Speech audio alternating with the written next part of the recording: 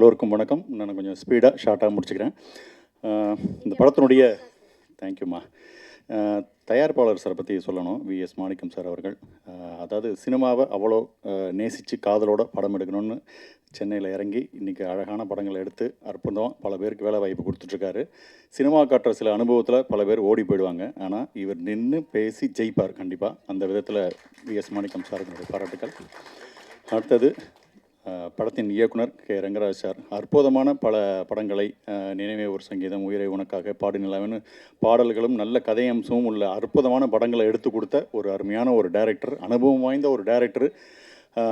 ஒரு long back அப்புறம் திருப்பி வந்து ஒரு படம் எடுக்கிறாரு. ஸோ இவர் எடுக்கிற விதத்தை, இவர் வேலை செய்கிற விதத்தை பார்த்தா வயசுங்கிறது ஒரு மேட்டரே இல்லை அப்படிங்கிற மாதிரியான விஷயம் தெரியுது. அது அந்த அளவுக்கு எனர்ஜியோட ஒரு ஸ்பாட்டில் அவர் வேலை செய்கிறத பார்த்தா நம்ம இந்த வயசில் இதெல்லாம் பத்தலை அப்படிங்கிற மாதிரியான ஒரு அனுபவம் கிடச்சிது.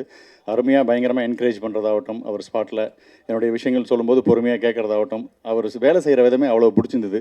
எனக்கு தெரிஞ்சு இந்த படம் ஜெயிக்கிற பட்சத்தில் இவரோட காலத்தில் சமகாலத்தில் வாழ்ந்த இயக்குனர்கள்லாம் நம்மளும் படம் பண்ண ஆரம்பிச்சிடலாம் போல இருக்கேன்னு சொல்லி தட்டி எழும்புறதுக்கான வாய்ப்புகள் அப்படி இருக்குது. அவ்வளோ அனுபவமிக்க டைரக்டர் நான் நடித்தது ரொம்ப சந்தோஷமாக இருக்குது. அடுத்தது இந்த படத்துக்கு அழகான ஒளிப்பதவி தந்த தாமோதரன் சார், அற்புதமாக எடிட் பண்ண என்னுடைய நண்பர் கே, நல்ல லவ்வபிள் சாங்கை கொடுத்துருக்கிற சுந்தர் சார், எல்லாம் ஜோராக பணியாற்றியிருக்காங்க. அதுக்கப்புறம் படத்தில் இருக்கிற ஆர்டிஸ்ட்டை பார்த்தீங்கன்னா எவர் கிரீன் ஒரு சாக்லேட் பாய் இமேஜ்லேயே இருக்கக்கூடிய ஸ்ரீகாந்த் சார். அவர் வந்து February 29 பிறந்திருப்பாரான்னு தெரியல. 4 வருஷத்துக்கு ஒரு தடவை பர்த்டே கொண்டு வர பொழுது மெல்லமாக ஏஜ் ஆகுது அவளுக்கு. ஏதோ ரோஜா கூட்டம் படம் பண்ணதுக்கப்புறம் இந்த படம் பண்ண மாதிரியே இருக்குது. அந்தளவுக்கு எப்போவுமே இளமையாக இருக்கார். ஷூட்டிங் ஸ்பாட்டில் ஜாலியாக இருக்கும். பூஜிதா மேம்.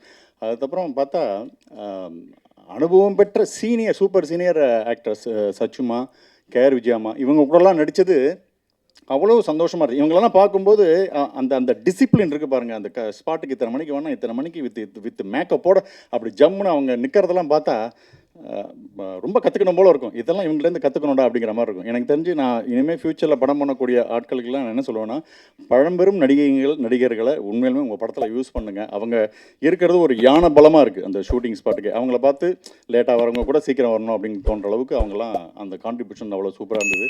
ரொம்ப சந்தோஷமான ஒரு படம். கண்டிப்பாக இப்போ குடும்ப பாங்கான படங்கள்லாம் அழகாக ஜெயிச்சிட்டு இருக்கு. ஸோ அந்த விதத்தில் இந்த படமும் அழகான ஒரு குடும்ப பாங்கான நல்ல அனுபவத்தை சொல்லக்கூடிய அற்புதமான ஒரு படமாக இருக்குது. இந்த படத்தில் நடித்ததும் எனக்கு ஒரு அருமையான அனுபவமாக இருக்குது. எங்கள் படத்துக்கு பாராட்ட வந்திருக்கிற ஆர்கே செல்லுமணி சாருக்கும், KS ரவிக்குமார் சாருக்கும், யூடியூபர்களின் செல்லக்குட்டி ராஜன் சாருக்கும், உங்களை தான் சார் கண்டென்ட் இன்றைக்கி ரெடியாக இருக்குது, வருவார். ஓகே, ரொம்ப சந்தோஷமாக இருக்குது. இந்த படம் மிகப்பெரிய வெற்றி அடைகிறதுக்கு எனது மனமார்ந்த நல்வாழ்த்துக்கள். தொடர்ந்து ரங்கநாதன் சார் படம் பண்ணோம். பிள்ளையார் சுழி போட்டோன்னே என் பேரை எழுதிடணும். தேங்க்யூ.